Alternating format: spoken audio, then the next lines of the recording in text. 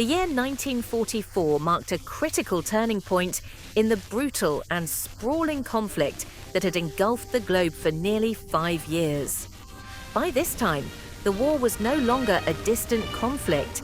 It was a reality for millions, both on the front lines and in the heart of the home fronts across Europe. The once dominant German army, which had swept across Europe like a storm, was now struggling to maintain its ground in the face of relentless Allied offensives. At the heart of this shift was the Eastern Front, a theatre of war that had become synonymous with unimaginable brutality and sacrifice. The Soviet Red Army, once reeling from devastating early defeats, was now in full-scale advance, pushing the German forces back inch by inch across the frozen landscapes of Eastern Europe. The winter of 1944 was a particularly merciless one. The biting cold not only tested the physical endurance of soldiers, but also severely hampered military operations. As temperatures plummeted, often reaching -40 degrees Fahrenheit or -40 degrees Celsius, the ground turned to a treacherous quagmire of mud and ice. It was nearly impossible to move heavy artillery, tanks, or even troops efficiently. Roads and supply lines, which were already stretched to their breaking point, were paralyzed by the frozen conditions. Yet, even in these extreme conditions, the German army fought tenaciously, determined to hold on to every inch of ground. In the Gepperbogen sector, one of the most pivotal areas of the Eastern Front, the German army launched a desperate counter-offensive. Over 100,000 soldiers were mobilized, backed by hundreds of tanks and assault guns. These included the fearsome Tiger and Panther tanks, some of the most advanced armored vehicles of the war. These machines, weighing up to 50 tons and equipped with formidable 88mm guns, were formidable opponents on the battlefield. Yet, even these monsters of war struggled in the muddy, frozen terrain. The fighting in the Gepperbogen sector was intense and brutal. German infantry, equipped with the Sturmgewehr 44, the world's first assault rifle, fought tooth and nail through minefields, barbed wire, and under a constant barrage of Soviet artillery and machine gun fire. The Sturmgewehr 44, with its 30-round magazine and selective fire capabilities, gave German infantry a significant edge in the close-quarters combat that characterized the war on the Eastern Front. Soldiers fought in trenches, in forests, and across desolate snow-covered fields, often in hand-to-hand combat. The human cost of these battles was staggering. The German army's ability to sustain such losses was rapidly diminishing. To bolster its ranks, the Nazis were forced to rely on a hastily assembled militia known as the Volkssturm, a desperate measure to plug the gaps in the army.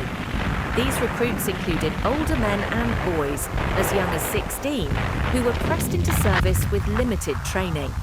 For many, the Volkssturm was a death sentence. Thousands were conscripted into hopeless battles, often with little more than small arms or even makeshift weapons. Above the battlefields, the skies were dominated by the Luftwaffe, the German Air Force. Initially, the Luftwaffe had been an unstoppable force, inflicting heavy damage on both military and civilian targets. However, by 1944, the Luftwaffe was increasingly outnumbered and outgunned. The Allies, especially the American and British air forces, had gained air superiority, thanks to advanced aircraft like the P-51 Mustang and Supermarine Spitfire. Despite the overwhelming odds, the Luftwaffe continued to play a critical role. The Stuka dive bombers, with their terrifying scream and deadly payloads, provided invaluable support to the beleaguered German ground forces. During one particular day of intense aerial combat, German pilots claimed to have destroyed hundreds of Soviet aircraft. Yet, as the Allies increased the scale and intensity of their air campaigns, the Luftwaffe found it harder and harder to hold its ground. Meanwhile, the war was also being fought on multiple other fronts. In December 1944, the Battle of the Bulge marked the last major German offensive of World War II. The surprise attack, launched in the dense forests of the Ardennes in Belgium, aimed to split the Allied lines and capture the vital port city of Antwerp.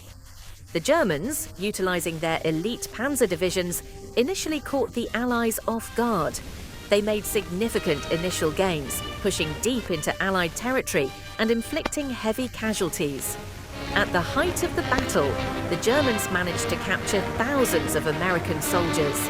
The terrain and weather played a major role in the battle's outcome. The dense forest, combined with heavy snowstorms and freezing temperatures, made it difficult for either side to gain a decisive advantage. Despite the initial success of the German offensive, the Allies, bolstered by fresh troops and superior air power, eventually turned the tide. The battle ended in defeat for the Germans, with heavy losses on both sides. By the end of the battle, the Allies had recaptured the territory and dealt a devastating blow to the German military's ability to launch further large-scale operations. The war was not confined to the land. The Battle of the Atlantic, a struggle for control of the vital sea routes between North America and Europe, was crucial to the success of the Allied war effort. The Germans continued to rely on their U-boats, submarines that preyed on Allied shipping.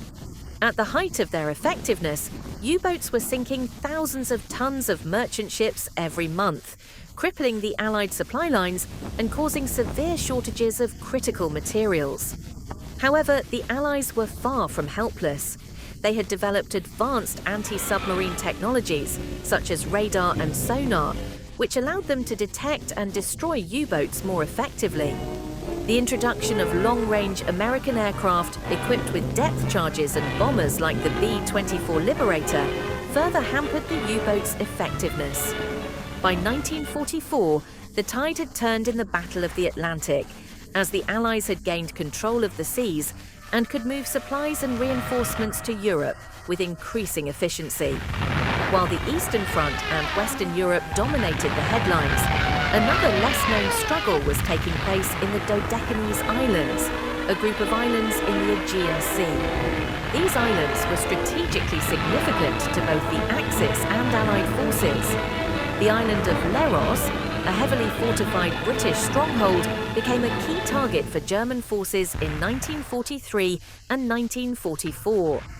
After a fierce battle, German forces captured Leros, leading to the surrender of thousands of British and Italian troops. It was a costly victory for the Germans, as they now had to defend these islands against frequent Allied air raids and naval attacks. Despite all the desperate efforts and fierce resistance from the German forces, 1944 marked the beginning of the end for Nazi Germany. The Allies were now firmly in the driver's seat. The invasion of Normandy in June 1944 had opened a massive second front in Western Europe, forcing the Germans to fight on multiple fronts, both against the advancing Soviet forces in the east and the growing Allied presence in the west. On the Eastern Front, the Soviet Red Army continued its relentless push westward, capturing key cities like Kiev, Minsk, and eventually the great city of Warsaw. The Germans, exhausted and depleted, struggled to contain the Soviet juggernaut, despite desperate counterattacks and the mobilization of remaining forces. By the end of 1944, the Allies had broken through in the west, and the Soviets were advancing rapidly from the east. The writing was on the wall for the Nazi regime. The war would continue into 1945, but the inevitable collapse of Germany's military machine was now apparent. The year 1944 changed the course of history. It was a year of immense sacrifice and staggering losses, but it was also the year the tide began to turn against Nazi Germany. As the Allies gained momentum, they began to close in on the heart of the Third Reich. The horrors of war were far from over, but the end was now in sight.